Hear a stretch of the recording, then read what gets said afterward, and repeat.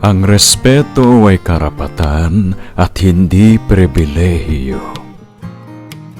Hindi ito pribilehiyo na ipagdadamot mo sa mga taong maiksi ang damit, mga taong walang katungkulan, mga taong mahina ang loob, mga bata, mahihirap, mababa ang pinag-aralan, o mga taong hindi mo kapareho ng kasarian.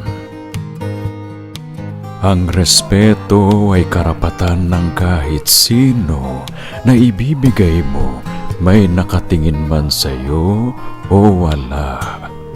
Bahagi yun ng pagiging makatao. Inaangat nun hindi lang ang dignidad ng iba, kundi pati ang dignidad mo.